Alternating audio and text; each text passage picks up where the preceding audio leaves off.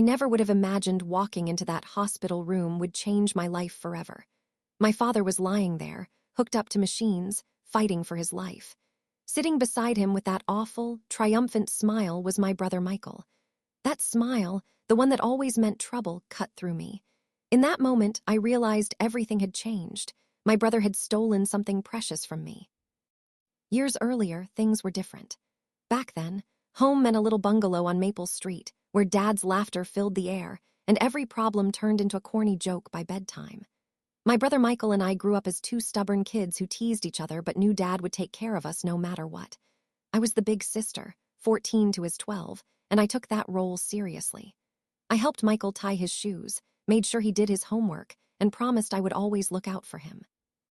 Dad would wink at us while cooking his famous spaghetti and say, "You too, you're my world." Those summer nights on the lawn, chasing fireflies under Dad's gentle smile, felt like they would never end. But then winter came when I was 16. Dad's world crashed along with ours. One icy February evening, Mom had a fatal accident on her way home from work. I remember sitting in a hospital waiting room, clutching Michael's hand while Dad sobbed beside us. He was broken, a shell of the vibrant man we knew. Still, he held us close and promised, with tears in his eyes, that he'd be okay. He told us we'd always have each other. For a while, he kept that promise. I tried to fill the gap Mom left by being extra kind to Michael.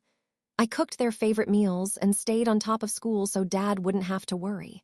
He hugged me every morning before work, squeezing extra tight, whispering, "Thank you, sweetheart." As I grew older, I went to college a couple of hours away. Dad was proud, of course. Michael and I threw me a graduation party when I left. Dad insisted on seeing me off at the train station. He handed me a small envelope filled with cash for emergencies. "Just a little something," he said, eyes wet. "You and your brother look out for each other." I hugged him so hard, surprising even myself. In that hug, I felt completely safe, like nothing could ever come between us. But then life happened, and so did Michael. He graduated from high school and got a job at the local garage. He started coming home late at night with stories about new cars and saving money. Dad struggled a bit more, forgetting small things, sometimes tiring easily. One day during a winter break, I noticed Dad keeping 2 sets of medicine, one for the morning and one for the night, in perfectly labeled bottles. Michael had come home early from work and mentioned he helped schedule Dad's doctor appointments and refill those prescriptions. When I asked Dad about it, he smiled and said, "He's taking care of me, that boy." I didn't think much of it. Michael was our baby, our pride, and had always loved to help around the house. Months turned into a year. Then Dad's health worsened significantly. It was a cold spring when he collapsed at home and was rushed back to that same hospital. This time it was serious. The doctors said he had suffered a series of mini-strokes that left him weak and confused. While Dad recovered in that hospital room, Michael didn't leave his side. He was there at every doctor's briefing, holding Dad's hand through every test, telling Dad reassuringly, "Don't worry, I'll handle it all." To the doctors and nurses, Michael was the perfect son. He even cried openly when Dad had a bad day, and Dad would smile weakly at him, patting his hand as if to say everything would be fine. I, on the other hand, felt like an outsider in my own family. I flew home on my breaks and weekends, cooked for both of them, and spent hours reading to Dad to keep his mind sharp. But Dad's eyes looked through me more often now. Michael seemed to have a secret language with Dad, small nods, whispers, little smiles that shut me out. Once in the kitchen, I found Michael peeling potatoes for dinner and quietly telling Dad stories about my absence. How busy I was with projects, how I spent nights at the library instead of at home. To Michael, I was the busy college girl who moved on with her life. When I joined them later, Dad'd look at me strangely, as if he hadn't seen me in months. It hurt. I would ask, "Dad, didn't you know I've been here every day, waiting for him to sign the discharge papers?" He'd answer slowly, "I thought you were studying out of town, dear." I tried to smile and say it was okay, but inside I was confused and frightened. Still, I trusted them. I wanted to believe Michael when he said things like, "Dad might be acting forgetful because he's just tired. Give him a break, Emily." I even agreed when Michael suggested we visit Dad's lawyer together to update his will. He said it was just to add his nurse's name in case of emergencies, nothing more. Dad, sitting there fragile, agreed. Michael left me outside the office on that visit, saying Dad wanted to talk privately. I remember sitting in the car wondering what they'd agree on without me. When I knocked on the glass later and they motioned me to the table, all I saw was Dad's trembling hand and a few signed pages. Michael gave me a look like he'd done nothing wrong. He told me quietly, "Dad just trusts me to handle these things now." I nodded, not really understanding, and that was the last time we talked about it. Then, early one morning a few weeks later, I came down the stairs and found Michael calmly eating cereal. Startled by my presence, he told me Dad had needed to go back to the hospital again for observation, nothing too serious, but they wanted to keep him comfortable. I piled into the car with Michael, finally going to see Dad. That's the day I noticed the heaviness in the house. Michael was treating it like any other errand, with a kind of quiet determination, while I was filled with an uneasy dread. As we walked through the double glass doors of the hospital together, I realized how distant Dad had become. Michael led me to room 314 like a guide. He pressed his hand against the door frame and gave it that same practiced smile. For a moment, I almost believed things were normal again. But then the smell of the antiseptic hit me, and there was Dad on the bed, lying so still. My heart dropped the moment I saw him. Dad's eyes fluttered open slowly as Michael and I filled the doorway and I rushed forward. "Dad, it's me," I said softly. He tried to respond, but his voice was a weak whisper. "Change your will," he rasped. I stiffened, glancing at Michael. In a calm, rehearsed tone, Michael answered before I could. "Yes, Dad, you updated your will last week." He was so calm, his eyes innocent. Dad's breathing wavered.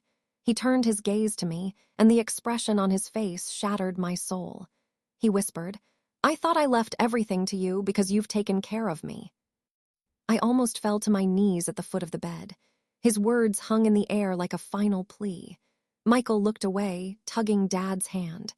"You were sick, Dad. You wouldn't remember anything, so I thought I'd make sure things were handled," Michael said quietly. "My poor girl," Dad wheezed, clasping my hand. He tried to speak further but cracked. A tear rolled down his cheek. Finally, with a trembling voice, he said the words I had been longing to hear. "I trusted you, Emily." At that moment, everything inside me broke. My vision blurred and I bit back a scream. Michael's face went pale and strained, relief, regret. I couldn't tell.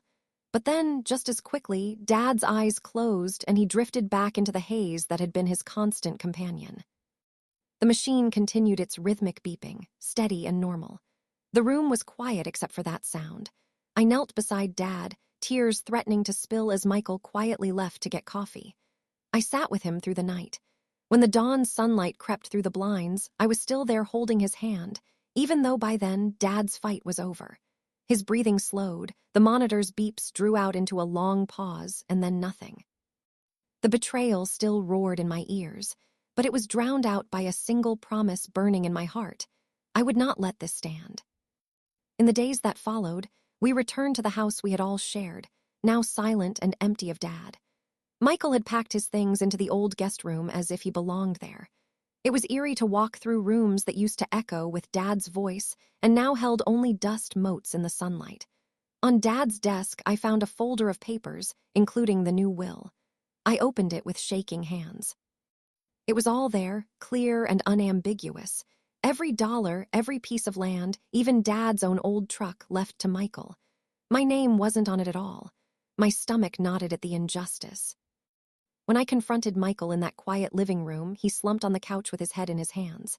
He looked up at me with tired eyes and said, "I'm sorry, Em." The words had no sound behind them. "I didn't want to hurt you," he added, but there was nothing behind his apology, just empty air. Dad's neighbor, Mrs. Lee, awkwardly patted my shoulder and kept saying, "You're a good daughter. He loved you so much." It felt like salt in a wound. I managed a small smile, but inside I was furious. I had lost everything Dad had, not because I didn't deserve it, but because Michael had slowly twisted every situation to his advantage. He even told the lawyer Dad preferred it this way. In truth, I wasn't leaving town or giving Dad up. I had been right there, and he knew it. The only thing I can't say is whether Dad truly didn't remember, or if Michael lied even to his face. When the funeral arrangements were completed by others, Michael left town under the guise of work. The house on Maple Street was sold quietly. I moved back into a modest apartment in the city where I got a job as an English teacher. Every step forward in my life since then carried this ache, like carrying a rock in my shoe that I kept feeling with each stride. I buried my grief in work and exercise, running mile after mile down empty streets at dawn so I could scream the injustice to the cold wind. I refused to let anyone see me break down. But at night, when the city lights blurred outside my bedroom window, I played that night over and over in my head. Dad's voice, finally calling my name, rang out brighter than any childhood memory. And that night in hospital, Dad's plea haunting and clear, showed me everything I needed to know. They say time heals, but it never forgot. I kept Dad's last name and every birthday light off for years. My friends would ask if I was okay, and I'd force a smile, mumble that I was. Inside, I was planning. I remembered every little look, every word Michael had said to Dad. I drilled the details into my brain like evidence. I had cut off everyone who took Michael's side. I had no one else, but I realized I didn't want anyone else. I had a mission now. Dad had died believing in the wrong son that night. I knew he'd said he trusted me, that was his truth. So this was my turn. The files on Dad's desk burned a hole in my laptop for research. Trusts, wills, probate. I reached out to a lawyer friend secretly, asking if there was any way to challenge a will under these circumstances. The answers were cold. Not if Dad was sound of mind when he signed. And he had seemed to be, at least on paper. Meanwhile, life around me kept moving. Michael's name would pop up in whispers of he made good with his inheritance. A news clipping about a new car in his driveway, or a cheerful social media post ruined another meal. I saw a photo of his new yellow car, the same model Dad once hoped to buy me for graduation, and wanted to scream. One night, unable to sleep, I found myself back in room 314 in my mind. I could still smell the antiseptic and feel the stiffness of those plastic chairs. Dad's last words in my ears. I trusted you. If only he could have known how many times I had tried to prove myself to him. Another bitter winter came, and I got the phone call I had been dreading for years. I was home grading papers when I heard Michael's name on caller ID. My heart pounded. He was calling me. As soon as I answered, I heard a man's voice in the background, urgent. "It's Dad. He's not doing well. They think it might be his heart or complications from the strokes." I kept the phone in my hand so tight it hurt my palm. "I'm on my way," I blurted out. He told me to hurry, and hung up without another word. I packed a small bag in silence, clothes, toothbrush, nothing else, and drove through the silent city streets to the highway. Snow had started to fall in big, fluffy flakes. The radio station played an old instrumental song that I and my dad used to listen to, and for a moment all the loss flooded back. But I kept driving. Michael on the call meant this was serious. When I pulled into the hospital parking lot, I didn't hesitate. I rushed through the halls, following the signs to Dad's ward. I wasn't sure where room 314 was without Michael's help, but luck guided me. Bursting through the door, I froze all over again. There he was, my father, pale and fragile on the bed, tubes in his arms, a machine hissing rhythmically. Michael stood at the foot of the bed, looking tired, but also oddly relieved to see me. For a moment, no one said anything. My breath came out loud. Dad's eyes opened, full of confusion, and he looked back and forth between us. He whispered my name. I rushed to his side and took his hand. "Hey, Dad," I said softly. "It's me." He tried to focus on me, but after a second his eyes slipped shut again. Michael came to stand by the bed. He looked at me with something unreadable in his eyes. Was it guilt? Fear? I didn't have time to interpret it. "After everything that's happened," I said fiercely to the empty room, "we're here now. We stay here together." For hours, I sat by my dad's bed with Michael. Michael kept silent most of the time, just passing me cups of water or offering an apple, small compensations. Dad lay in between us, neither opening his eyes nor speaking again that night. At one point, while Michael was out getting coffee, I leaned over to Dad and whispered, "I'm here, Dad. I will be here." Morning light seeped in again. The day shifted, but Dad's condition hadn't. In fact, his breathing had grown even more labored. The doctor came in and my face showed everything. She gave a small, sad smile. "He's stable, but not out of danger," she said. I squeezed Dad's hand. We didn't speak that night. I stayed vigilant, watching the monitor next to the bed. As the hours dragged on, each beep felt like a countdown. Then, in the dim light, I held my father's hand as the steady rhythm of his heartbeat slowed and then stopped altogether. The monitors went silent and Dad was gone. The pain of betrayal still roared in my ears, but it was drowned out by a single promise: I would not let this go.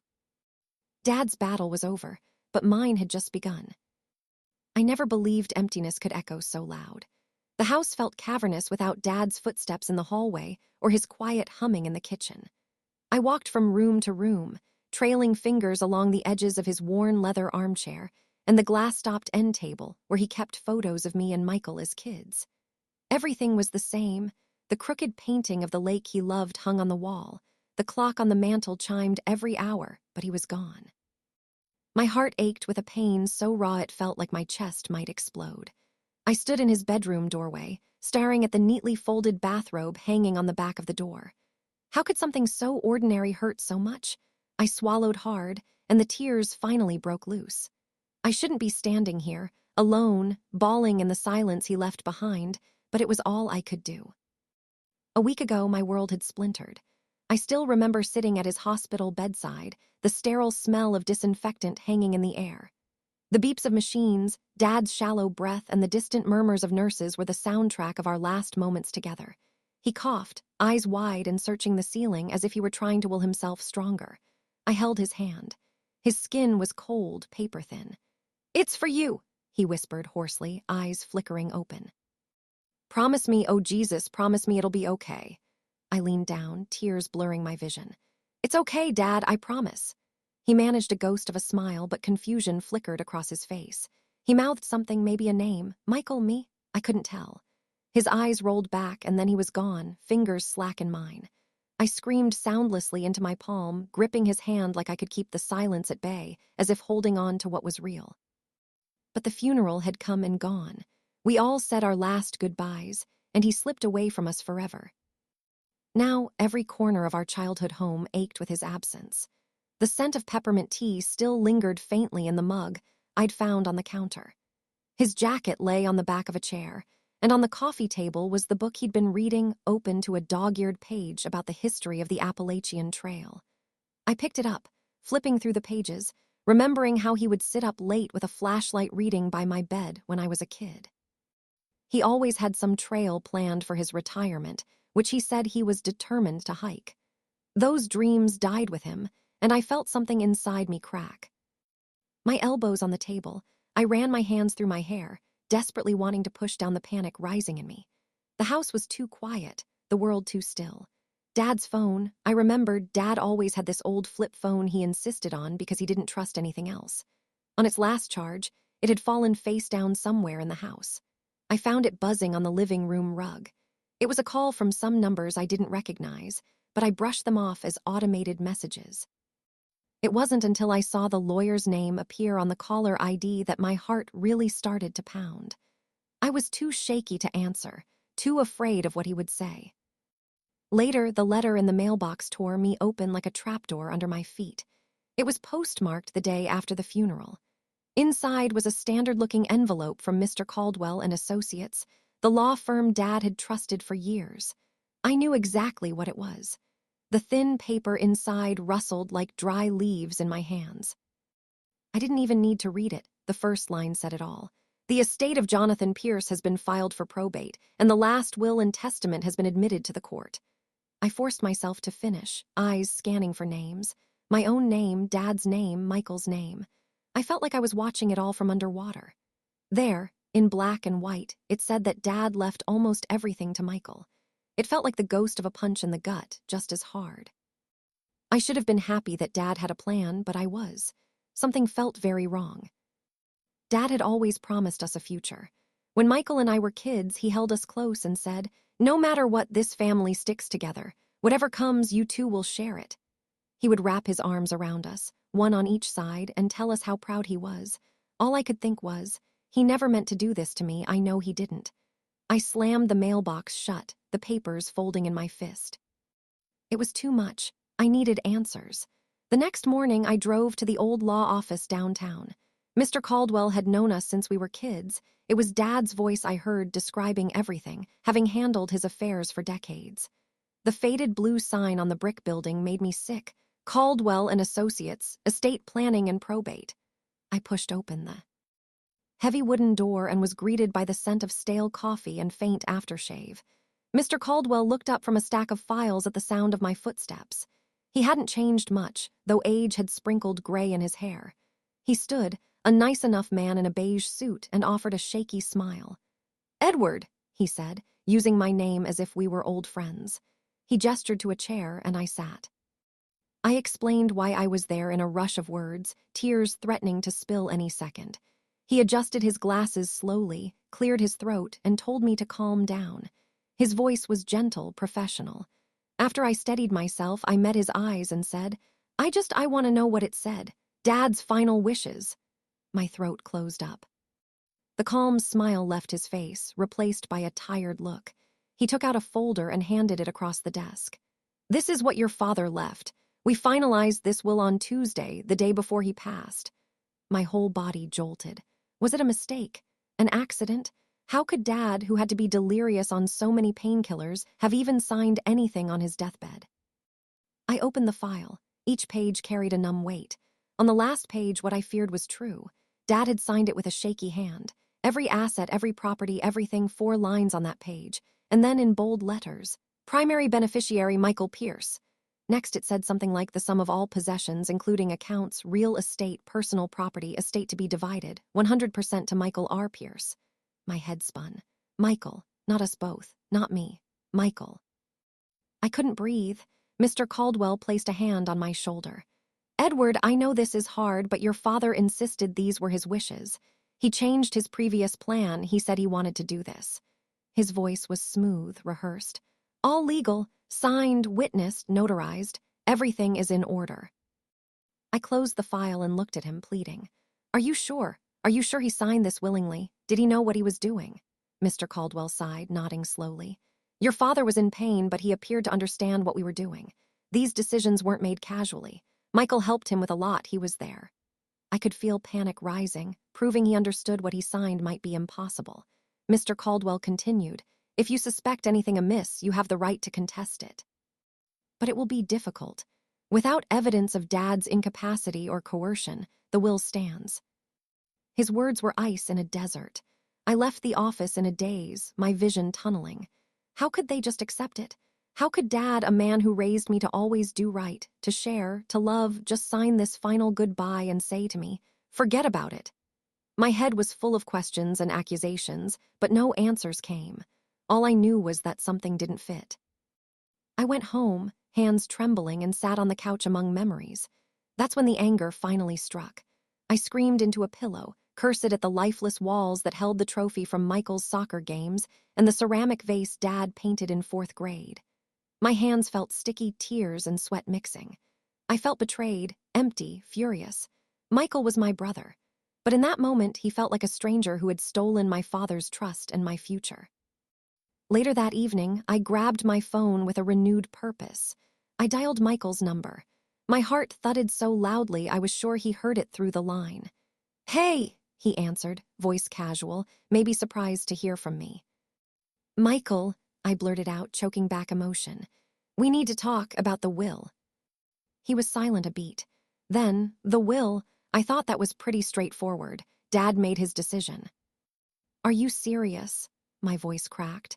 "Dad made a decision. Does he even know what happened, or did you spin it for him? Because right now it doesn't look good." There was a click, and then Michael's tone changed, sharp. "What are you saying, Edward? Are you accusing me? After all I've done, you dare to suggest?" "I'm not accusing you of anything specific, but something weird is going on. Dad was never like this before. You know how he was with money, with us. All of a sudden he drafts a new will in your favor and you're the only heir. That's not coincidental." Michael sounded startled and then defensive.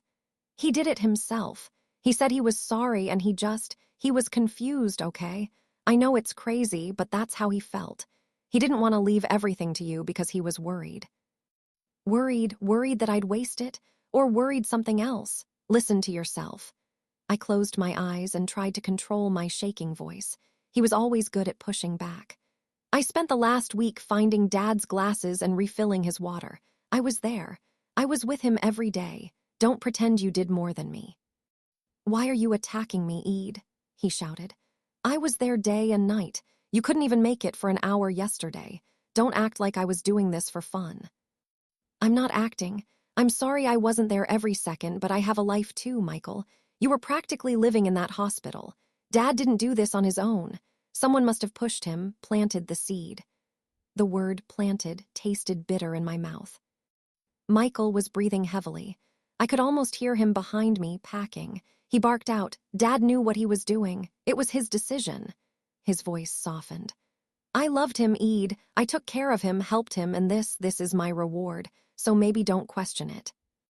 I felt rage ignite. Reward? You say that like it's a prize.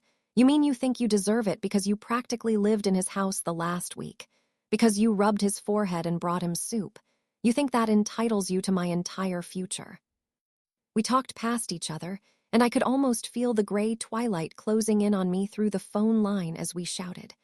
I told him I was going to see Aunt Alice tomorrow, that I needed witnesses. Michael growled something I couldn't make out and hung up. My ear rang with the silence that followed. That night I paced our old driveway, darkness pressing around me. The sky opened up and rain began pouring down, startling me. I hadn't noticed the storm forming, but now my jeans soaked through. I didn't care. Lightning split the sky above the old oak tree, and I raised my face, staring into the jagged brightness. I wanted to believe Dad had meant to leave me something. I needed to. Somewhere deep, I knew he wouldn't do this on a whim. I felt a tear mingle with the raindrops on my face. He taught us both right from wrong. He loved us both. The thunder rumbled as I spoke to the empty night. Dad, if you can hear me, what happened? My sobs got caught in the roar of the storm. In my chest, I felt a furious resolve ignite. Something about this was rotten, and I couldn't let it stand unchallenged. The next afternoon, I forced myself to call Aunt Alice. My mom's younger sister had always been more of a friend than an aunt, at least to me. We arranged to meet at her little cottage just outside town. Her home smelled like old parchment and warm cinnamon. She was always baking something. By the time I arrived, sunlight was filtering softly through the kitchen window. Aunt Alice was kneading bread dough, flour dusting her silver hair. She turned, and her face crumpled when she saw me. I had never felt more vulnerable, but also more determined than now. Honey, she said, hurriedly wiping her hands on her apron. Come here.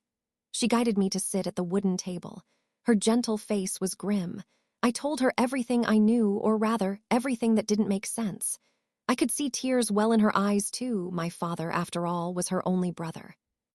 Alice took a long breath. Your father loved you both so much, Edward. I know whatever happened, he believed it was right at the time. But last week, he came to me. He was upset, frightened, really. He said he felt caught between you two boys, that he was failing everyone. My chest tightened. Why would he say that? She folded her hands. He never said explicitly, but he mentioned Michael's name a few times when he was distraught. He said something about not wanting to hurt you. Alice looked down. The way he said it, like a confession, scared me. I didn't know what he meant. A tremor of hope mixed with fear ran through me. Could he have meant the will? I mean, was he implying he did something wrong to you? Alice reached into her pocket and pulled out a small, yellowing envelope with my name on it, written in Dad's handwriting. My heart stopped. Your father gave this to me last month, she said softly. It says, if anything happens to me unexpectedly, give it to Edward. I thought it was just a letter of advice at first, but I'm glad I kept it. I promised him I would bring it to you if the time came. I looked at her, mouth dry. He had a letter for me, she nodded. My hands shook as I took the envelope. It felt like sandpaper. Dad's handwriting curled across the front. All these years, he never once forgot to sign every holiday card, but this was not a card. It was meant for something important. Tears sprang to my eyes as I tore it open. Inside was a neatly folded sheet, writing in Dad's hurried, shaky script. I began to read, voice trembling. My dearest son, if you are reading this, it means the worst has happened to me. I needed you to know I never wanted to hurt you. Your brother has always been the stubborn one, and I made a mistake in my judgment. The words blurred as I read on, each line hitting me like a blow. It said everything, that he felt manipulated, that he only changed the will because he was sick and confused, and worst of all, that it was not what he really wanted. He told me about the real will, hidden long ago with someone I trust, Aunt Alice. He wrote about how I tucked my father's letter inside my coat like a heartbeat I didn't trust my chest to keep. The paper was warm from my hands, creased where my fingers had clutched it too hard, his shaky script dark as the night he wrote it. Outside Aunt Alice's cottage, the world was rinsed in rain, the gravel shining like spilled stars. We locked the door twice and checked it a third time, then stood on the porch in that charged quiet that comes after a confession and before a decision. "We go to someone who doesn't owe your brother anything," Aunt Alice said, straightening the scarf at her throat the way she does when she means to be brave. "Not Caldwell, not anyone he can call a favor in with." She looked at the envelope again like it was a living thing. "And we don't tell Michael what we're holding. Not yet." I nodded because words would have broken if I tried to carry more than one at a time. The letter in my pocket felt heavier than a will ever could, and that made sense to me. A will is ink and signatures. This was apology and intention and love written with a hand that knew it was running out of time. We found a name that didn't share Christmas cookies with anyone on Maple Street. Her office was up a flight of old stairs over a bakery that smelled like butter and memory. A brass plaque on a scuffed door. S. Monroe, solicitor. Inside, the lights were warm and thin dust drifted where the window cut the air. A woman in a charcoal suit looked up from a stack of files, took in our faces, and switched off whatever expression she uses for billing and put on the one she uses for triage. "I'm Sarah," she said simply. "Sit, tell me why your hands are shaking." I told her in the cleanest lines I could draw, the collapse in the hospital, the Tuesday will, the way the lawyer's office accepted it like weather, my brother's fixed smile and the sentence he called a reward, Aunt Alice's kitchen, its soft light, my father's letter, the way my name looked in his tired hand. I slid the envelope across her desk with both palms like I was returning a relic to an altar. She read in silence, mouth a small line. When she finished, she pressed her thumb to the date and nodded to herself. "Your father knew what this was," she said softly. "It isn't a will, but it's weight. In the right room with the right people listening, it's weight." "My brother will say it's a grief letter," I said. "He'll say Dad was confused." "Maybe he was," Sarah said. "Confusion and clarity take turns at the end. That's why we don't throw out evidence just because it hurts to hold." She opened a drawer and brought out cotton gloves, and that tiny gesture made my throat sting. She lifted the second envelope Aunt Alice had carried in her bag since that terrible winter, the one Dad had given her months before he got worse, and slid out a document with formal margins and a blue ink ribbon stapled at the top.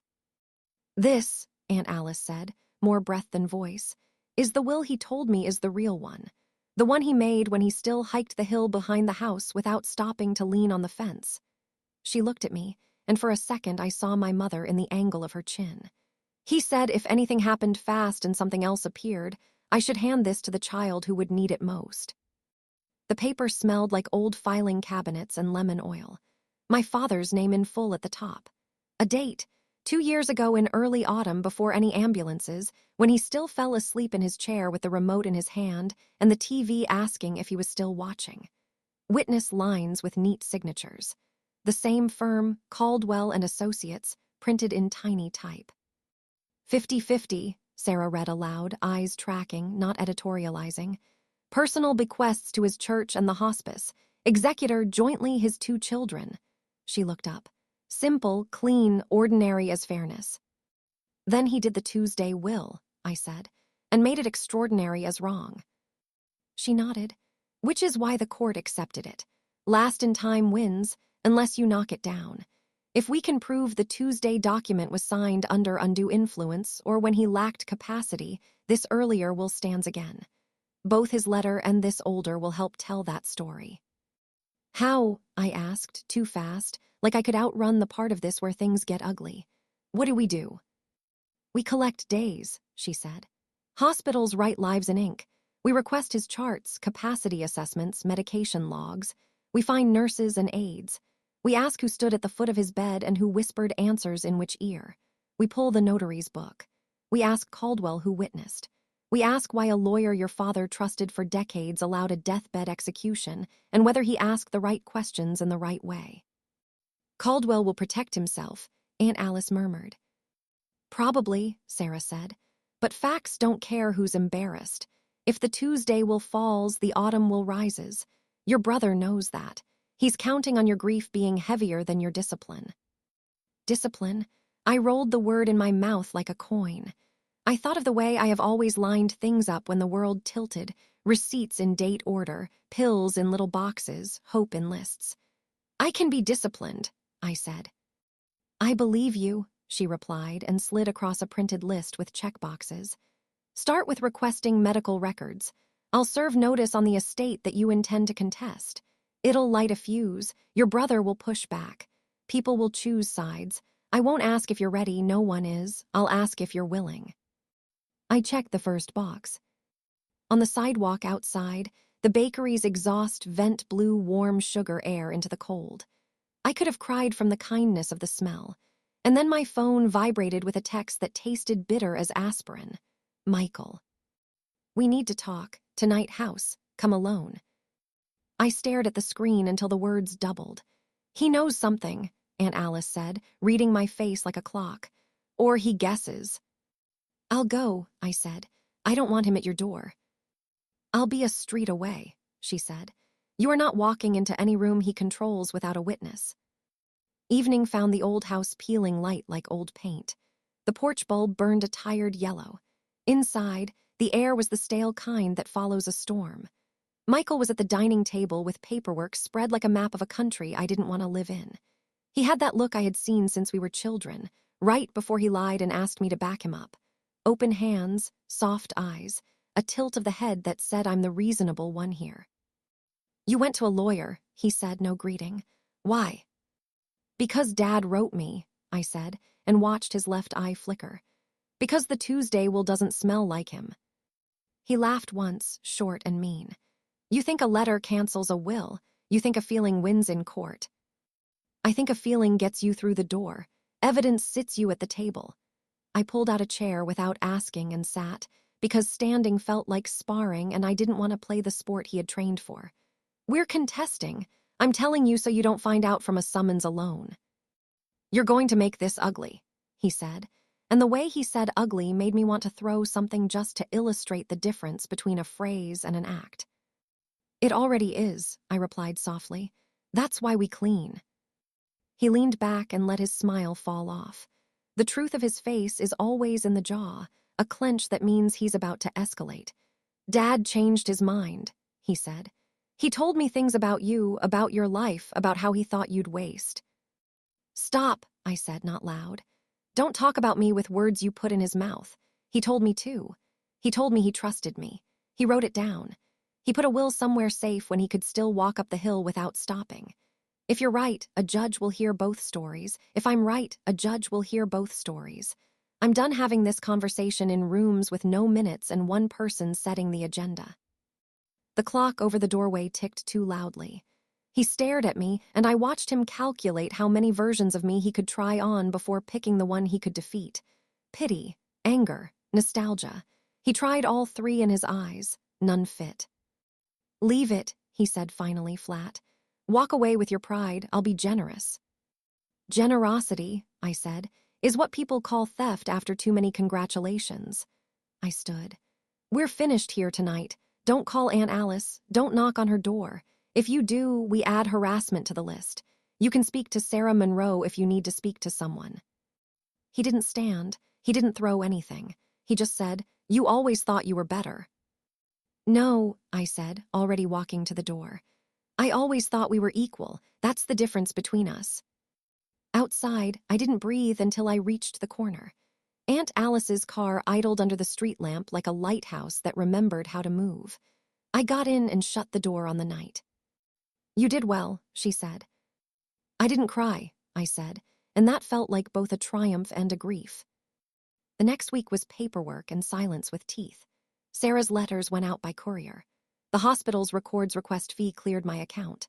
The hospice chaplain, who remembered my father's kinder days, left a voicemail saying he would speak if needed, carefully, within policy. Caldwell's office sent back a stiff acknowledgement and calendar dates in a tone that tried to sound neutral and came off weary. I learned the names of 2 nurses who were in and out of room 314 on Tuesday afternoon. I wrote them on a sticky note and put it next to my father's letter in my drawer. Everything I loved or feared now had its place. Then a thing happened that felt small and shifted everything an inch. A pale blue envelope appeared in Aunt Alice's mail with no return address and a stamp so new it still felt damp to the finger. Inside was a photocopy of a page from a logbook, faded grid lines, neat columns, a signature squeezed into a space too small for it. The header read, Notary Journal. The date matched Tuesday. The time, 6:42 p.m. The location, St. Mark's Hospital, room 314. Entry, Jonathan Pierce will execution. Notary, Gabriel Ortiz. Witnesses, M. Pierce, S. Caldwell. That can't be right, I whispered, the words crawling into each other. A lawyer can't be a witness on his own instrument. Not here, not under their policy, can he? Not if he intends to testify about capacity, Sarah said over speakerphone, her voice focused the way a scalpel is. And a hospital notary shouldn't record a private attorney as a witness when there's hospital staff available. It isn't illegal, but it's irregular. Who sent this? There was a second sheet in the envelope. A note, block printed, letters like little fences. Check the camera at nurses. Station B, you don't have to lose this. My skin prickled. Someone's inside, I said. Someone who watched. Or someone who wants you to think that, Sarah said. Either way, it's a lead. We move. She moved like a weather front. Subpoenas for the notary's journal. A preservation letter to the hospital IT department for station cameras. A request for Caldwell's conflict check and his witness list in writing. And then the calls started. Not from Michael. From cousins we hadn't seen since barbecues where kids chased each other under picnic tables and adults said things like, family is everything, with mouths full of potato salad. From a neighbor who'd always liked my brother's laugh. From a man who claimed to be Michael's friend and said words like, no need to make this public, and we can settle it privately like men. And I found myself smiling into the phone with a calm I had to grow quickly. We'll handle it as adults, I said, in court with facts. The hospital gave us the footage, 2 angles, one grainy, fixed on the corridor, the other closer, starring over the nurse's station like a patient sentinel. You can't hear on those cameras, but you can see. 4:12 p.m. Michael arrives with Caldwell. They stand too close to the desk like men who believe counters are mere suggestions. 5:03 p.m. A nurse I don't know scrubs with daisies, walks past with a tray and gives them a look my mother would have called church face. 6:31 p.m. The notary arrives. He is younger than I expected, beard too neatly trimmed for that hour, journal held like a hymn book. He follows them into the corridor toward 314. 6:47 p.m. They reappear. Michael's hand is on the notary's shoulder. Caldwell's tie is slightly askew. The notary looks back over his shoulder like he forgot something in a room he can't go back to. The nurse at the station makes a note she presses too hard. You can see the pen's white path in the air. It wasn't proof, but it was paint. The picture started to take on color. We tracked down the Daisy's nurse. Her name was Tessa. She met us on her day off at a cafe near the hospital, hair pulled into a messy bun, hands wrapped around a chipped mug like she needed the warmth to tell her own truth. I shouldn't say anything, she started, then blew out a breath that sounded like a page turning. But I watched your dad when they came in on Tuesday. He could hold a conversation, sort of, but it floated, like a balloon you only have 2 fingers on. She looked at me, kind and unsentimental. They cleared us out for the signing. That's not unusual. What sat wrong was how fast it went and who stood where. The son, your brother, stood near your dad's head. He kept his voice low. The lawyer asked your dad to confirm his name twice. She looked into her cup. I remember because I'd just done his meds. He was on hydromorphone then, small dose, but enough to make the edges soft. Would you be willing to write that down? Sarah asked. I already did, Tessa said, and slid a folded page across the table. I put it in the internal incident log too, because the notary had to ask me for a pen. That night I slept without dreaming for the first time since the letter, the kind of sleep that feels like someone finally turned off the fluorescent light in a room you didn't realize was buzzing. Morning brought noise. Michael had filed something with the court, a motion to strike my contest as vexatious and unfounded. He called me a bitter heir. He called Dad's care plan excellent. He called me away. He attached a statement from Caldwell that read like a man trying to tidy a room after company leaves, and realizing the mess is structural. We filed back. Sarah's response had bones, Tessa's statement attached, the notary journal excerpt attached, the autumn will attached, my father's letter not as law, she wrote, but as light. The judge set a status conference and a date for an evidentiary hearing, not soon enough and sooner than fear wanted. The fuse burned. On the afternoon the court email came. I stood in Aunt Alice's kitchen shredding ginger into a bowl because cooking sometimes makes my brain quiet enough to think. The doorbell rang. She went to answer, called my name in a voice I didn't recognize, and I walked into the front room with wet hands and a dish towel hanging like a flag from my fingers. Caldwell stood on the porch with a folder under his arm and an expression I had never seen on his face, something like shame wearing a tie. He looked older than he had in his office. Rain had started again, and it had drawn a damp line on his shoulders. "May I?" he asked, and we stepped aside because our family has always made room for the people who hurt us if they come to the door properly. "I can't discuss the merits," he began, even as he was already discussing them by standing here. "But I can tell you something you should know because it won't sound right if you hear it first in a courtroom." He opened the folder a little.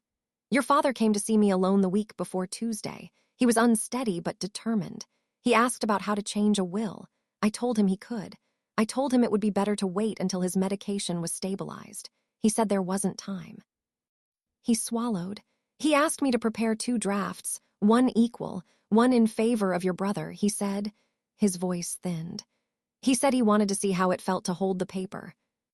My mouth went dry. "Which did he sign in your office?" "Neither," Caldwell said. "He left both drafts. He called me the next day and said we'd do it in the hospital because he didn't want to leave your brother alone. He said he was tired of choosing." "Then why is your name in the notary's witness line?" Sarah asked from the doorway. "Because she was there. Because she never lets the important rooms be rooms I stand in alone." "Because I made a mistake," he said. "I told myself it was convenience. I told myself last in time like a prayer. I didn't write the word undo anywhere because I didn't want to. And now I may have to sit in a chair and say that in front of a judge." He looked at me, not flinching. "If I am asked under oath whether I believe your father had full capacity on Tuesday evening, I will say, not full, enough for small choices, not enough for the largest one." He left the folder. Inside was a letter he had written to himself the week before after the first meeting. It was the kind of note people make when they are nervous about their own future and want to tuck proof into a drawer. "Client expresses ambivalence, Ray, distribution. Suggests equal shares. Asks hypotheticals, Ray, son. Concern, Ray, medication effect." It was written in that tiny lawyer hand that always makes me think of monks and their careful copies. When he was gone, the house felt bigger and less stable, like a tent after the wind changes. I stared at the letter and then at my father, and my hands wanted to stack them like cards to make a house that wouldn't fall. We didn't get a chance to feel steady. The next morning, Aunt Alice's back door was ajar when we came down. She is a person who locks doors twice and checks them with a little tug. The kitchen drawers gaped like mouths. The wooden bread box had been pushed off the counter. Its lid lay cracked on the floor like a jaw. The cedar chest in the guest room, the chest that has lived at the foot of her bed since I was small and hid under it during storms, sat open, its velvet lining flayed by impatient hands. The envelope that used to live inside it, the one with the blue ink ribbon and the autumn date, was gone. Aunt Alice made a sound I have never heard another human make, low and feral and shocked at itself. I felt my heart do that wild animal thing where it runs to the edges of the ribcage and looks for an exit. On the kitchen table, someone had left a single sheet of paper weighted by a salt shaker. I recognized the stationery before I read the words. Caldwell and Associates, the header crisp and obscene. A note typed unsigned. "Return to the status quo. Contest withdrawn, or the next copies burned too." I stood very still because stillness is how you hear the smallest sounds, and I needed to hear everything. Somewhere in the house, a faucet dripped. A blue jay outside said something that sounded like a laugh if you were cruel. Aunt Alice sat down very carefully and laid both palms flat on the table the way people do when the floor moves and they are speaking to gravity directly. "The original is gone," she said, looking at the space where it had lived as if she could will it back. "He took it." "Maybe," I said, voice thin and growing, "but he didn't take what he can't imagine we made." Sarah had made us make copies like a woman who has met storms before. Certified, time-stamped, lodged with the court in a sealed envelope as proffered exhibit. Scans saved to a cloud where the password is my grandmother's middle name and a date no one outside our kitchen would pick. A copy in Sarah's safe. Another in a deposit box that smells like metal and old fear. The original mattered. Originals always do. But paper is only one way to tell the truth. My phone vibrated. Michael. "Give it up. You don't win here. There's nothing left to wave around." I typed back with fingers that didn't shake. "You broke into her house. You left fingerprints. There are cameras on porches now. You've turned this from a question into a story with an ending you won't like." He wrote, "You think anyone will believe you after I tell them what Dad said about you?" I wrote, "I have what he wrote about me. I have what he would have said in a room where no one leaned on him." No reply. Just a blinking cursor that went away and left me with my breath and the sound of Aunt Alice trying to breathe through a new, particular kind of grief. The knowledge that sometimes blood does not keep your kitchen safe. That afternoon, the hospital called back. The notary, Gabriel Ortiz, had agreed to meet. We sat in a conference room with bad art that tried too hard to be calm. He looked younger without the beard, like he had shaved to look like a different version of himself for this conversation. His hands were clean and empty. He stared at the tabletop as he spoke. "I don't want to lose my commission," he began, and the way he said it told me everything about who he was and what he feared. "But I'm going to tell you what I tell my sister when she asks if she should say yes to someone because it will make Sunday dinner quiet. You don't build your peace out of lies." He swallowed. "Your father was soft that evening. He could say his name. He could say yes. He could say no when the nurse asked if he wanted more water." He looked up. He could not tell me the date. When I asked if he understood the document, he said, "My boy will help me with the long ones." "What did you do?" Sarah asked. "I looked at the lawyer," he said. He nodded. He said he had already assessed capacity. "And did you?" "I wrote it in my journal," he said, and slid a photocopy across the table. A note in his tidy hand. "Client unable to state date. Counsel present. Son present. Requested counsel to confirm understanding." He looked at me, and there was a kind of apology there I didn't want and still accepted. "If the court asks me, I'll show this. If anyone fires me for telling the truth, I'll go make sandwiches." We walked out into a rain that had decided to commit. It fell in a way that makes roads hiss and umbrellas useless. I let it soak my hair because I needed to feel something that wasn't made of paper. Under the awning, my phone buzzed again, not with a text, but with a photo unsent number. The angle was from across the street, the window of Aunt Alice's front room framed like a stage. In the photograph, a figure stood by the cedar chest, back turned, hood up. The time stamp was 3:11. The caption underneath, typed in graceless, "You're not the only one who knows how to keep receipts." I drew in a breath that tasted like wet iron. Sarah leaned in, looked, exhaled once through her nose like a horse hearing thunder. "He's proud of his own crime," she said. "Let him be." "How does this end?" I asked, and I heard my voice like a voice on a recording, familiar and far. "What does justice look like if it's not a neat bow?" "It looks like a judge reading slowly and not letting anyone interrupt," she said. "It looks like policy in Caldwell's office about bedside wills changing by morning. It looks like your aunt replacing the lock with one that clicks twice. It looks like your brother learning that some doors close and stay closed even if you pound. It looks like you not having to prove you loved your father every time you walk into your own kitchen." I nodded and didn't say that I also wanted something ugly and old. To be looked at like the child who shared the blanket on the couch, not like an obstacle between a man and a prize. That night I put my father's letter on my desk, under the lamp. I read it aloud into the room and recorded myself because sometimes memory needs a second body to live in. I said his name into the red light and didn't cry until after I pressed stop. I slept with the window cracked to hear the rain because the sound of it has always made me feel less alone. Morning brought the court's notice, evidentiary hearing in 2 weeks, live testimony, hospital witnesses, notary, Caldwell, the judge's name underlined in my mind the way you underline a date that will divide a life into before and after. I felt steady and terrified in equal measure. I called the number my father's nurse had written on a post-it in March. I called the hospice chaplain. I called the one cousin who sent me a quiet heart when everyone else sent advice. I called no one who would make me fold my voice into smaller shapes. At noon, my email pinged with something that made my stomach drop through the floor. A scanned document, attached without a message. A codicil, 1-page, notarized, dated the same Tuesday, time-stamped 10 minutes after the will. It purported to revoke the autumn will in full and ratify the Tuesday instrument. The signature looked like my father's and also like someone practicing his name in the dark. The witness names were different. No Caldwell, no Michael. 2 names I didn't recognize. The notary stamp was smudged. And in the lower left, a mistake as small and loud as a siren. My father's middle initial was wrong. I zoomed until the pixels turned into squares.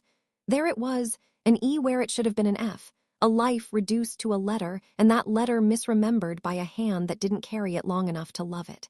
My breath came back in a rush. I forwarded the codicil to Sarah with a single sentence. If panic had a font, this is it. Her reply was a line that made me laugh despite the adrenaline. Forgers always forget birthdays and middle names. We would take it to the judge. We would lay out the days and the doses, the journal and the video still, the nurse and the notary, the autumn will and the Tuesday theatrics, the letter and the lock that failed and the photograph some fool sent me like a gift. We would be disciplined in a room built for that purpose. But first, a text from a number I didn't know lit the screen. It was a video, not a photo, 27 seconds long, shot down a hospital corridor. The door to 314 stood open. In the grain, I could see my brother's shoulder, the tilt of his head as he leaned toward the bed, the way his hand lifted as if to touch and then hovered, unsure. A man's voice off camera. Do you understand what you're signing, Mr. Pierce? My father's voice, thinner than tissue, a sound I would know anywhere. My boy, he'll help me with the long ones. The video cut before anyone answered. I stood in my kitchen with the phone in my hand and my father's letter on the table and felt 2 truths take up the same space without fighting. That I was going to win this, and that nothing I won would give me back the night I needed most.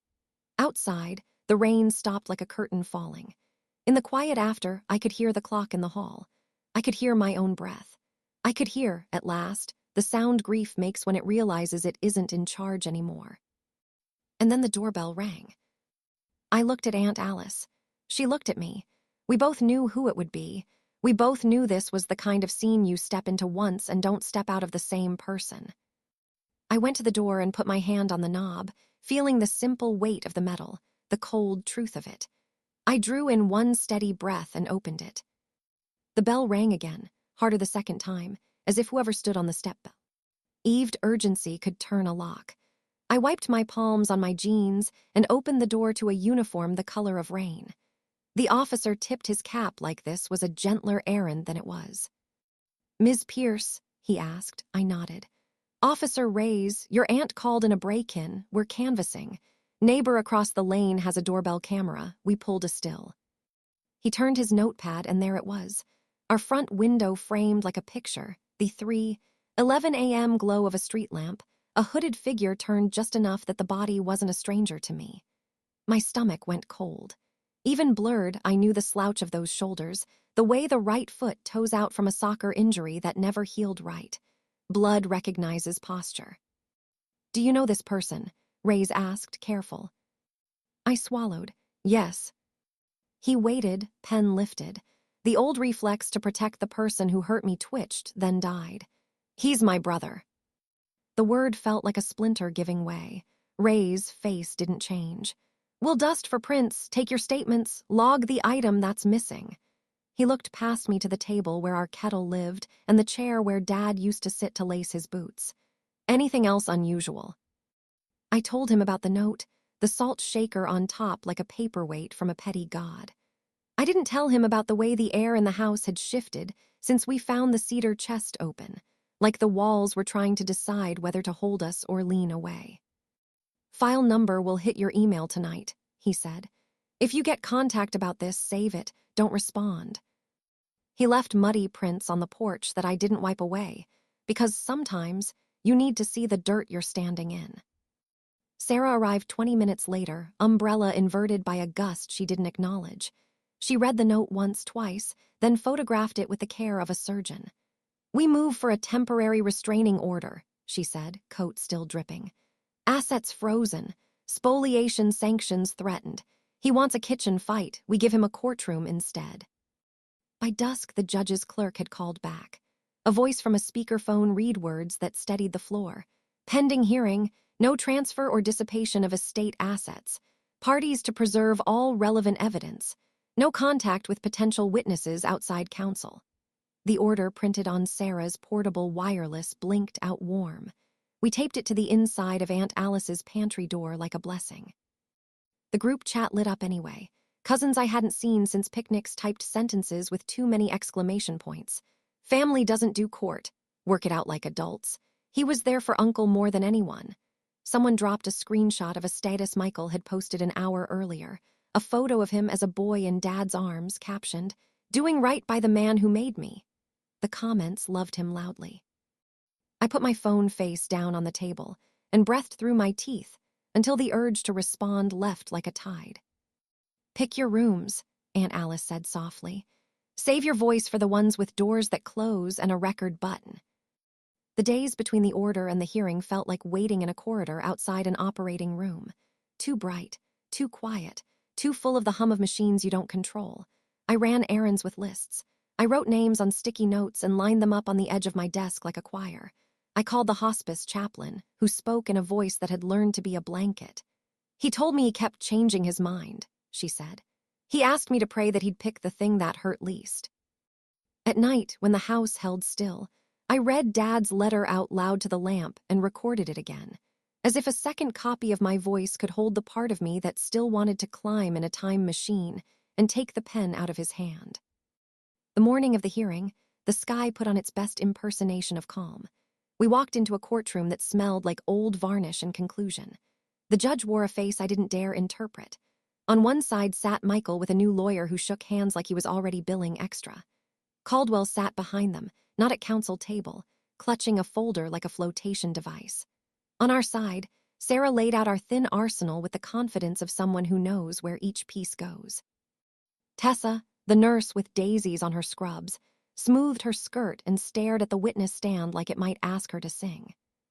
The judge called us to order. The sound made my ribs vibrate. Sarah stood, voice even. "Your Honor, this is, at core, a capacity and influence case. We're not asking for fireworks. We're asking for gravity." She started with the nurse. Tessa's hands shook a little when she swore in, then steadied as soon as she began to tell the kind of truth that comes from jobs that pay less than they should. She described meds and minutes, the way his gaze slid off the date, the sentence that still wakes me sometimes. "My boy will help me with the long ones." She said it without drama, like a weather report. The judge wrote something down in a slow hand. The notary came next. Gabriel's beard was gone. He had shaved the way men shave when they plan to apologize. He brought his journal and the photocopy of the line that said more than it should. He told the truth, plain as bread. He didn't hear a long explanation of the document from a clear mind. He saw a lawyer nod and a son lean in. He read his note about the date out loud. He looked at Michael only once, briefly, as if to remind himself not to. Then Caldwell took the stand, because sometimes the universe has a flair for theater. He sat straighter than I have ever seen him sit, and when Sarah asked him whether he had concerns the week before, he didn't reach for justification. He reached for his letter to himself, hand shaking only once, and read the sentences he had written in the part of his life where he still thought he could file them away. He didn't say, "I am sorry." He didn't need to. Michael's lawyer cross-examined like a man trying to build a wall with smoke. He asked about moments of lucidity, about deathbed clarity, about sons doing what wives used to do. Sarah objected when she needed to and let some questions float to the ceiling and dissipate. When he asked Gabriel whether a man saying his son would help necessarily meant incapacity, Gabriel answered, quietly, "No, but I wrote it down because my gut said, remember this." In the last 10 minutes, Sarah slid the codicil across the rail. "We received this last night," she said. "Proffered by the other side, who knows? But it bears a smudged notary stamp, 2 witness names we can't place, and," she looked up, almost kind, the wrong middle initial. "The court should see what panic looks like in paperwork." Michael's lawyer rose, indignant. "We don't recognize that document." "Noted," the judge said, and the corner of her mouth did something I don't think she knew it did. When it was over, the judge spoke the way you speak to a room where each person is holding their breath. "This is not the final hearing, but we are not at the beginning either. The evidence today, the nurse's observations, the notary's journal, counsel's candid record of ambivalence, and the questionable codicil suffice for now." She looked directly at Michael, then at me. "Pending trial, distribution is enjoined. The earlier will is reinstated for purposes of administration. A neutral personal representative will be appointed." She tapped her pen once. "And I am ordering that no party contact the other party's family members, caregivers, or counsel outside formal channels. That door is now closed." The gavel was a small sound, and it still felt like a bell rung in a high place. People stood in the pews. Papers shuffled. Someone whispered, "Good for her," and someone else said, "This is far from over," and both were true. In the corridor, the air tasted like old dust and victory you are afraid to name. Sarah went to speak with the clerk. Tessa hugged me with the gentle ferocity of someone who has held too many hands at the end of days. Caldwell paused as he passed and met my eyes. That was all. It was enough. I felt him before I saw him, my brother's gravity in a space I occupied, the way the air changes 2 steps before his voice. He didn't get too close. Perhaps the judge's last sentence had landed after all. "Congrats," he said, the word knifed with sugar. "You won a holding pattern." "I won time," I said. "That's where truth happens." He leaned his shoulder against the wall and smiled a smile that remembered when he was a boy and used charming like a Swiss Army knife. "You always needed a referee to feel brave." "I always needed a room with a record," I said. "Turns out I was right." For a second, I saw something in his eyes that looked like the kid who cried when he scraped his knee and insisted he was fine while blood ran down his shin. Then the lawyer touched his elbow, and the look vanished like steam. On our way out, a woman with a satchel and ink-stained fingers slid out of a bench and fell into step beside me. "I'm Nia," she said. "Caldwell's paralegal. Not today, though. Today I'm a person with a conscience." She spoke fast, the way you do when you've decided to speak and fear you'll stop if you look down. She held out a manila envelope that had known other hands. "He doesn't know I made this copy. He should have kept it, and he didn't, and I couldn't sleep." Inside was a printout of a voicemail transcript from Caldwell's machine, time-stamped 4 days before Tuesday. I read the first lines and had to sit down on the bench because standing with that much feeling in my hands seemed disrespectful to gravity. "Eid, it's Dad," it began. "I don't like how Mike talks about the papers. I don't want to hurt anyone. I can't stand thinking I'll leave them at each other's throats. You said I could make it simple. Make it simple. If I say otherwise later, I didn't mean it." Below the transcription, file name, NIA voicemail audio MP3. "Play it at home," she said. "Not here, it'll sound like him." I nodded and couldn't find a sentence to put after it. She walked away quicker than she had approached, like she had just handed me a burning thing and needed distance to keep from warming her hands. Back at Aunt Alice's, we didn't take off our coats. We hovered around the little speaker like kids around a campfire. I pressed play. Static. Then his voice, thinner than it used to be, but his. The lift on my name. The sigh halfway through when he said hurt. The way he said simple like it was a prayer and a bruised fruit. When it ended, Aunt Alice put her hand over her mouth and left it there a long moment. The house was so quiet I could hear the radiator decide to tick.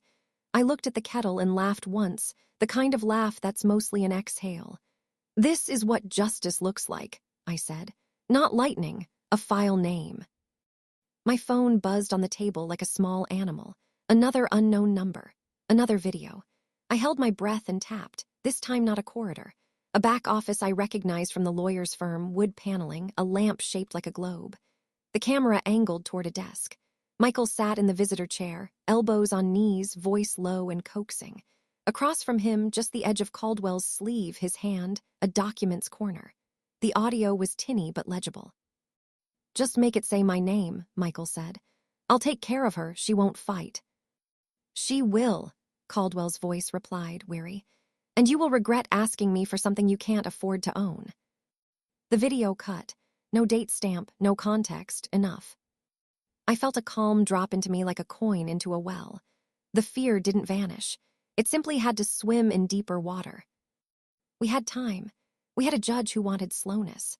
We had a nurse whose memory holds, a notary whose pen told on him, a lawyer who was tired of being two men, a paralegal who decided sleep mattered more than loyalty, a voicemail where my father prayed for simple. We had one loss that would not be undone and a dozen small truths we could stack until they made a room strong enough to live in. It was late when the last knock came. Not a bell this time. Knuckles on wood, polite, almost shy. I opened it and found a boy on the step, no older than 19, hospital badge clipped to his coat. He shifted from foot to foot like the cold had its hands on his ankles. "Are you?" he began. I nodded. He exhaled, relieved to have reached the right door. "I was a porter on the ward," he said. "On Tuesday, I was told to wheel in a witness because they needed a second. They didn't want staff," said friend of the family. But the man never showed. He glanced over his shoulder. "So they used me. For the line, I didn't sign my real name, I signed Sam. My name's not Sam. I can't sleep about it." He held out a folded index card. On it, in cramped block letters, a name and a number. "This is the man they were going to use. Said he was a friend from the garage. He called me after, worried he'd get dragged in. He doesn't want to be involved. But he said someone asked him to lie." I took the card and felt the night pull closer. The world narrowing to the weight of a boy's choice to be decent when it cost him nothing less than his comfort. "Thank you," I said, and meant it like an oath. When I shut the door, I leaned my forehead against the wood and let myself shake exactly 3 times, then stop. Discipline. I turned and saw Aunt Alice already reaching for a pen, Sarah already opening her laptop, the kettle already thinking about boiling. We moved, a small, practiced crew of people who had learned that sometimes you don't topple a lie with one great shove. You loosen it with 1,000 steady hands. If you're still with me, this is where the screen would fade if this were a movie, not because the story is ending, but because the next scene requires a new breath. Somewhere out there, my brother was texting someone a version of himself he could live with. Somewhere, a judge's calendar filled another square with our names.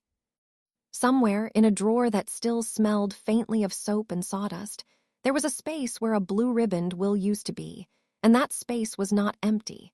It was a shape we could trace in front of someone who had the power to say, on the record, "I see it."